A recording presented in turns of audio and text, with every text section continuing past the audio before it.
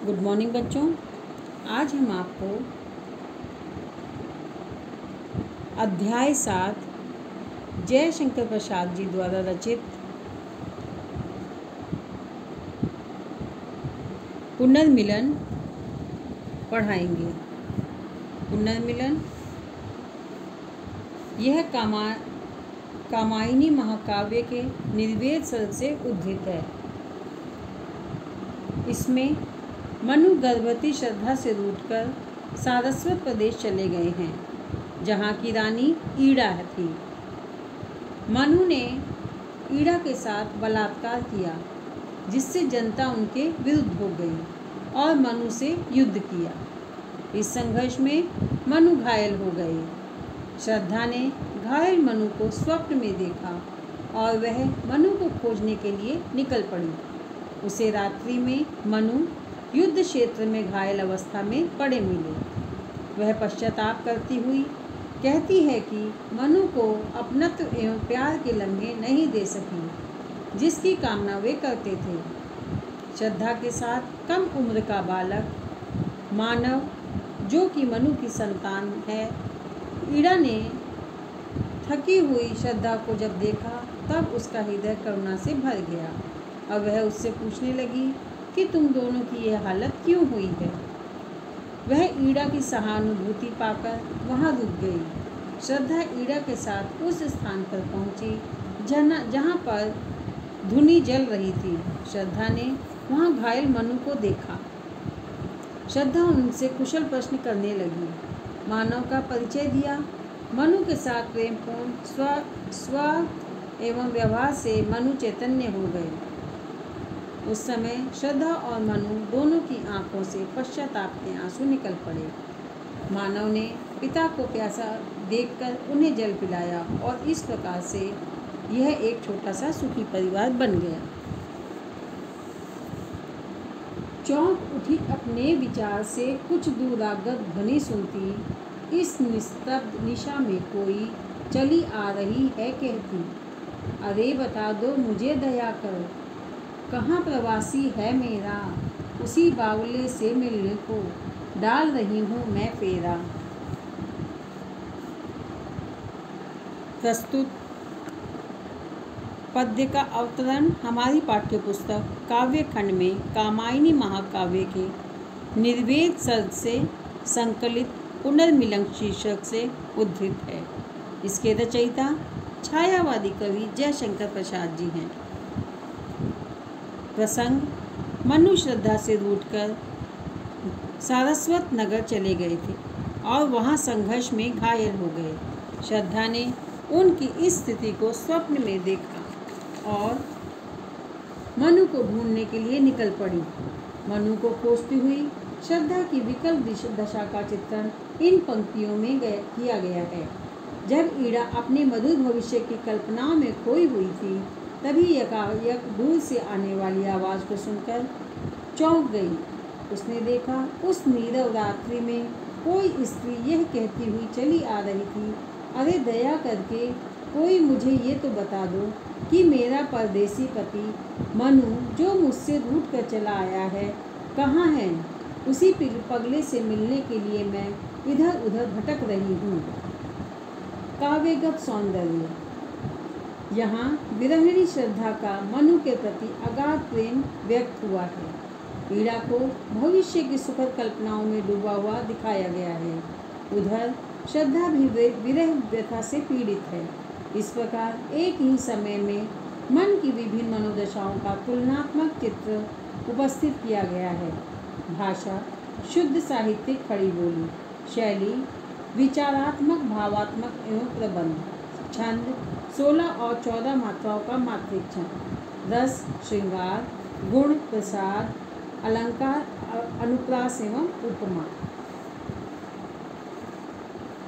रूठ गया था अपनेपन से अपना सकीना उसको मैं, वह तो मेरा अपना ही था, भला मनाती किसको मैं। यही भूल अब शूल सदृश हो, साल रही उर्फ में फेरे, कैसी पाऊंगी उसको मैं, कोई आकर कह दे रे। श्रद्धा मनु को खोजती हुई कहती है कि वह अपनत्व के कारण मुझसे रूठकर चला गया था, अर्थात मनु का अत्यधिक स्नेह मुझ पर था और वह मुझ पर एकाधिकार चाहते थे। वह अपनत्व में मैं उन्हें न दे सकी और वे रूठ गए।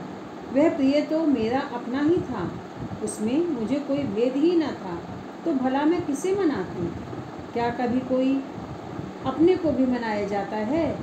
मेरे इसी भाव को उसने अपने प्रति मेरी उपेक्षा का भाव समझा और रूठकर चला गया। वह भूल अब मेरे हृदय में कांटे के समान चुभ रही है। मैं उसे किस प्रकार प्राप्त करूं? कोई मुझे आकर बता दे। ईड़ा उठी, दिख पड़ा राजपथ, धुंधली सी छाया चलती, वाणी में था करुण वेदना, वह पुकार जैसे जलती।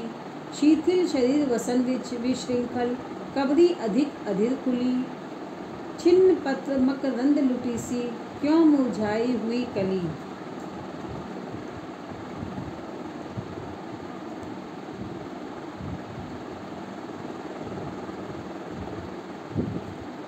कविवर जयशंकर प्रसाद जी कहते हैं कि जब ईड़ा उठी तो उससे राजमार्ग पर एक धुंधली सी छाया आती हुई दिखाई पड़ती है। उसकी वाणी में असीमित दुख था और उसकी वह करुण पुकार दुख में जलती हुई सी मालूम पड़ रही थी। विरहनी श्रद्धा का शरीर थका हुआ था और वस्त्र अस्त व्यस्त थे। उसकी खुली हुई चोटी अत्यधिक अधीरता को व्यक्त कर रही थी। वह एक ऐसी मुरझाई हुई कली लग रही थी जिसकी पंखुड़ियाँ टूट गई हों और मकरंद लुट गया हो। श्रद्धा के साथ कम उम्र का बालक भी था जो उसकी उंगली पकड़कर चल रहा था। वह मौन धैर्य जैसा बालक अपनी माता श्रद्धा को कसकर पकड़े हुए चला आ रहा था। वे दोनों पथिक माँ और बेटे दुखी और थके हुए थे और न भूले हुए मनु को खोज रहे थे जो घायल होकर लेटे हुए थे। नव कोमल अवलंब साथ में वह किशोर उंगली पकड़े चला आ रहा मौन धैर्य सा अपनी माता को जकड़े। थके हुए थे दुखी बटोही वे दोनों ही माँ बेटे, खोज रहे थे भूले मन को जो घायल होकर लेटे। ईड़ा आज कुछ द्रवित हो रही दुखियों को देखा उसने, पहुँची पास और फिर पूछा, तुमको बिसराया किसने? इस रजनी में कहाँ भटकती जाओगी तुम? बोलो तो, बैठो आज अधिक चंचल हो, व्यथा गांठ निज खोलो तो। प्रसाद जी कहते हैं, जब ईड़ा ने थकी हुई एवं दुखी श्रद्धा तथा उसके पुत्र को देखा तो उसका हृदय करुणा से भर गया। उसका हृदय द्रवीभूत होने लगा। वह श्रद्धा और उसके पुत्र के पास जाकर यह पूछने लगी कि तुम्हें किसने भुला दिया है? मुझे यह भी बताओ कि इस रात्रि में अपने प्रिय को खोजती हुई तुम कहाँ भटकती फिरोगी? आओ मेरे पास बैठो। इस समय मैं बहुत विचलित हो रही हूँ, अर्थात मेरा मन बहुत अशांत है। अपने दुख को मुझसे कहकर जी हल्का करो। अपने खोए हुए प्रिय को ढूंढ रही हो, इससे दुखी मत हो, क्योंकि जीवन की इसी लंबी यात्रा में खोए हुए भी मिल जाते हैं, अर्थात तुम्हारा अपना तुम्हें कभी न कभी अवश्य ही मिल जाएगा। यदि यह जीवन है तो कभी मिलन तो अवश्य ही होगा। यह दुख की रातें भी समाप्त हो जाएंगी और पुनः तुम्हें सुख प्राप्त होगा। जीवन की लंबी यात्रा में खोए भी हैं मिल जाते, जीवन है तो कभी मिलन है कट जाती दुख की रातें। श्रद्धा दुखी कुमार शांत था, मिलता है विश्राम यही, चली ईड़ा के साथ जहाँ पर गई शिखा प्रज्वलित रही।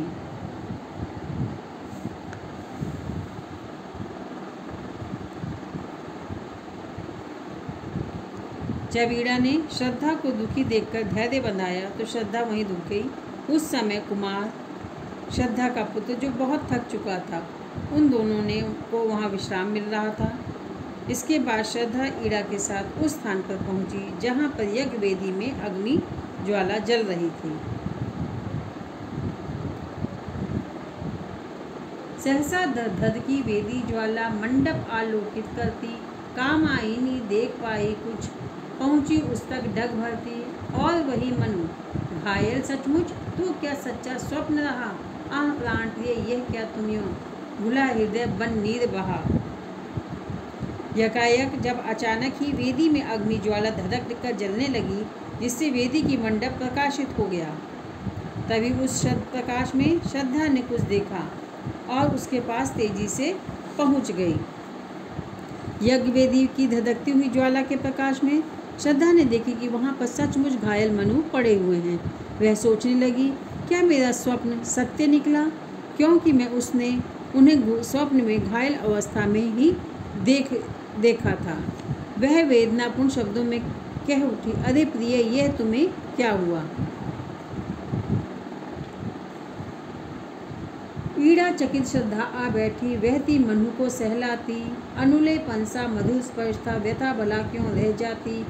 उस मूर्छित नीरवता में कुछ हल्के से स्पंदन आए। आँखें खुले, चार कोनों में चार बिंदु आकर छाए।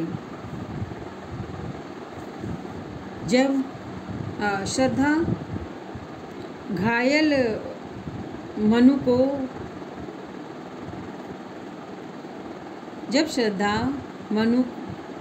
श्रद्धा मनु के पास पहुंची तो उसने कहा, अरे प्रिय, यह तुम्हें क्या हुआ? तुम इस प्रकार से घायल होकर कैसे पड़े हुए हो? और वह रोने लगी। लगता था उसका हृदय पिघलकर आंखों में आंसुओं के रूप में बह रहा था। यह दृश्य देखकर ईड़ा आश्चर्य में पड़ गई। श्रद्धा मनु के पास आकर बैठ गई और उन्हें अपने हाथों से सहलाने लगी। उसके हाथ का स्पर्श मनु के लिए मरहम के समान था। ऐसी स्थिति में घावों का कष्ट भला कैसे रह सकता था? कहने का भाव यह है कि प्रिया का प्रेम भरा स्पर्श प्रिया के संपूर्ण दुखों को दूर करने वाला था। उधर कुमार देखता ऊंचे मंदिर मंडप वेदी को, यह सब क्या है नया मनोहर, कैसे यह लगते जी को। माँ ने कहा, अरे आ तू भी देख, पिता है पड़े हुए। पिता आ गया लो, यह कहते उसके रोए खड़े हुए। जब श्रद्धा अपने हाथ का प्रेमपूर्ण स्पर्श करते हुए मनु के शरीर को सहलाने लगी तो बेहोश पड़े मनु के शरीर में हल्की सी हलचल हुई। उनमें चेतना जागृत हुई और वहाँ के नीरव वातावरण की भी शांति भंग हुई। जब मनु की आंखें खुली तो उनकी आंखें श्रद्धा से जा मिली। उन दोनों की आंखों में हर्ष और पश्चाताप के अश्रु प्रवाहित होने लगे। अर्थात श्रद्धा और मनु दोनों के नेत्रों में आंसू छलक उठे। दूसरी ओर श्रद्धा और मनु का पुत्र मानव ऊंचे बने हुए भवन, यज्ञशाला का मंडप और यज्ञ वेदी को देख रहा था। उसने इस प्रकार का वातावरण कभी नहीं देखा था। अतः वह सोचने लगा कि ये सब नया नया और सुंदर लगने वाला क्या है। ये भवन, यज्ञशाला और वेदी में मेरे मन को कैसे लग रहे हैं। ये सारी वस्तुएं सुख एवं आश्चर्य उत्पन्न कर रही हैं। माँ जल्दी कुछ प्यासे होंगे, क्या बैठी कर रही यहाँ। मुखर हो गया सोना मंडप, यह सजीवता रही कहाँ। आत्मीयता घुली उस घर में, छोटा सा परिवार बना। छाया एक मधुर स्वर, उस पर श्रद्धा का संगीत बना। श्रद्धा अपने पुत्र मानव से कहती है कि हे पुत्र, तू वहाँ मंडप वेदी को ही देखता रहेगा? तू वहाँ क्या कर रहा है? देख, यहाँ तेरे पिताजी लेटे हुए हैं। माँ के ये वचन सुनकर पुत्र बोला, पिताजी, लो मैं यह आ गया। इतना कहकर उसका शरीर हर्ष से रोमांचित हो गया। वह बोला, माँ, तुम यहाँ बैठी क्या कर रही हो? पिताजी कुछ प्यासे होंगे, इन्हें जल दे दो। जो मंडप मनु की मूर्छावस्था में नीरव था, उसकी नीरवता अब पुनः समाप्त हो गई। ऐसी जीवंतता और हलचल अन्यत्र कहीं भी दिखाई नहीं दे रही थी। उन तीनों के मिलने से एक छोटा सा परिवार बन गया और घर में आत्मीयता घुल गई। अर्थात स्नेह का वातावरण बन गया। ऐसा लगता था मानो वहाँ पर एक मधुर स्वर छाया हो। यह वातावरण श्रद्धा के लिए संगीत सा सुखद बन गया था। तो बच्चों, इसी के साथ ही अब ये पाठ समाप्त होता है। हम अगले पाठ के साथ अगले वीडियो में फिर मिलेंगे। Thank you.